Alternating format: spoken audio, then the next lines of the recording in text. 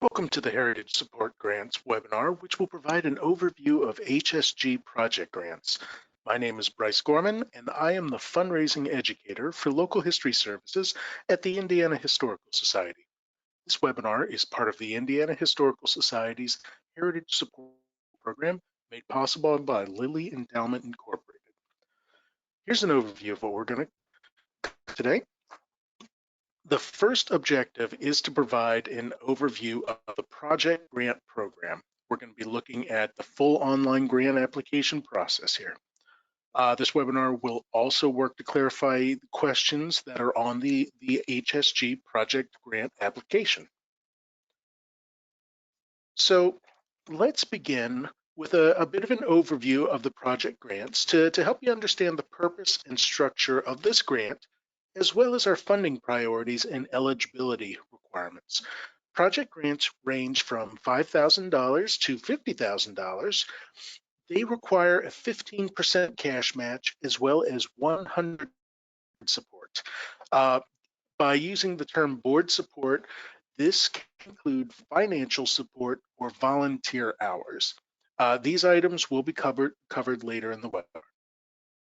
There's a multi-part process for project grants, which takes several months to move from initial inquiry to grant award. The first step in this process is the summary of proposal. So this will be a short series of questions, and it serves as the initial inquiry phase, similar to a letter of intent or an executive summary that you might have seen in other grant programs. The summary proposal allows organizations the opportunity to provide a brief synopsis of their project's need, solution, and expected outcome. It also provides organizational background information and helps the review committee understand whether the organization is ready to take on the project. The summary proposal is required in order to be considered for a project grant. If, after reviewing your summary proposal, the community feels that the project meets the HSG objective, eligibility, and funding priorities, you will be invited to submit a full proposal. So you move from the invitation to the full proposal. The full proposals are due approximately 2 months after the summary proposal deadline. The default project timeline for a project grant is 12 months. So grantees will have up to a year to finish their project grant. You can finish the project in less than 12 months, but the timeline cannot exceed more than a year. The total turnaround time on this grant is approximately 4 months from the summary proposal deadline to a grant award. So I hope that this flow chart can give you some ideas of how the process works. In order to be eligible, organizations must be incorporated in the state of Indiana as a 501c3. They must have an annual budget under $300,000, and the organization must reflect history as a significant component of the organizational mission, or the project must be history focused. So a history focused project is one that interprets, presents, or disseminates a historical narrative. These are going to be projects that tell a historical story or provide useful historical information. Building and landscape projects will be considered if the building or landscape is primarily used to facilitate historical interpretation, or if it houses a significant historical collection. Organizations that operate under a larger parent organization can be eligible through a Friends group or nonprofit fiscal sponsor, as long as the Friends group meets the eligibility criteria. If this pertains to you, I would urge you to watch the General HSG Overview webinar for more details on Friends groups. HSG funding priorities are intentionally broad. Organizations have many different priorities and needs, and we want these grants to be as impactful as possible. So we have identified 4 broad areas for our funding priorities. Projects should fit into collection stewardship. Projects in this category address the storage, management, and preservation of collections and associated documentation, trust the organization's care, This could include historic objects, structures, or landscapes as part of collections care. There is diversity, equity, access, and inclusion, DEAI. These projects focus on efforts to ensure that diverse individuals fully participate in all aspects of organizational work, broaden organizations beyond public accommodations, and are working to achieve genuine inclusion.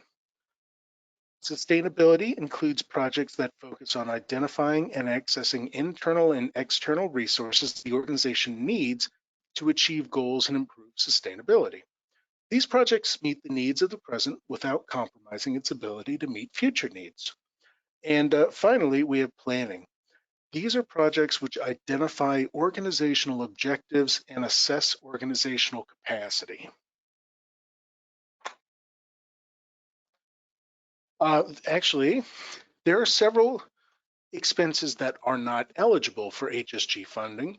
They include what might be considered general operating expenses such as rent or mortgage, utilities, insurance, building purchase, retiring organizational debt. But the HSG funding also cannot be used for items for resale and salaries, wages, benefits, anything like that for permanent staff. That does not mean that you cannot use HSG funding for contract staff or not part-time or temporary staff. I would urge everyone to watch the HSG overview webinar for more details about funding. If you have questions about a specific project, please feel free to contact me or your grant coach.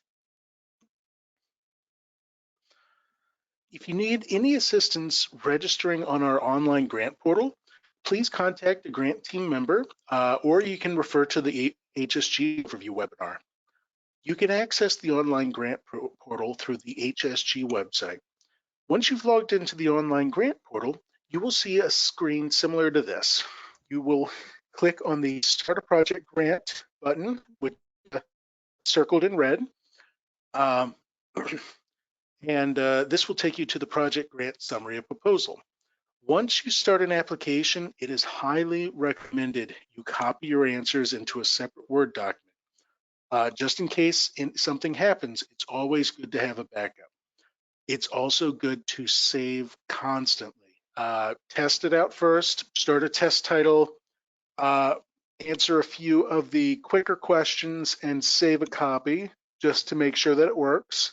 If you have any problems, please contact me.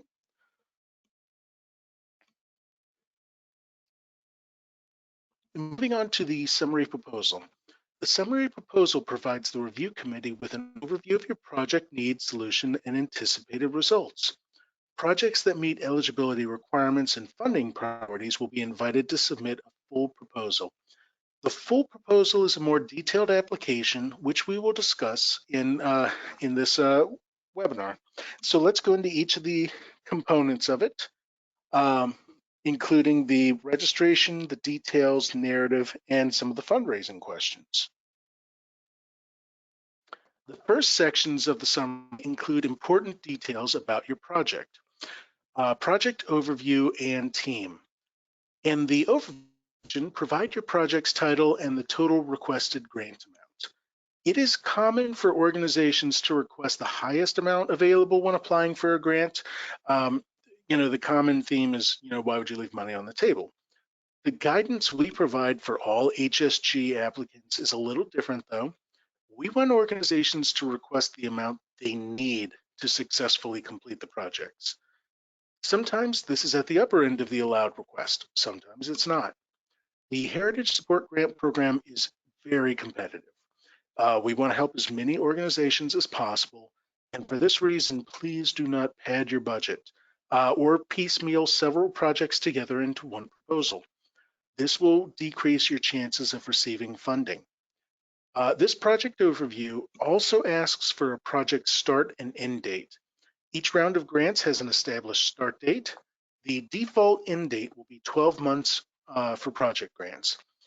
You can move this date up if you do not anticipate that the project will take the entire 12 months, though. There's no penalty for completing a project early. The project team section includes information about the name, title, and contact information for the project manager. This person is going to be responsible for overseeing and reporting on the project, and they'll serve as our main point of contact during this whole process. We also ask for the name and title of the person completing the application in case that person is not also the manager.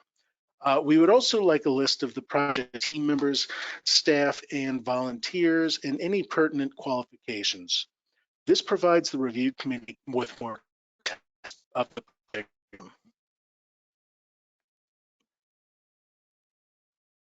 Once the project details have been outlined, it's time to get to the project narrative, which is the heart of the summary proposal.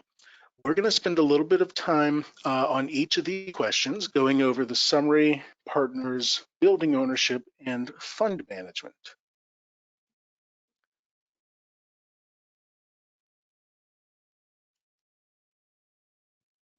The project narrative should provide a preview of the project.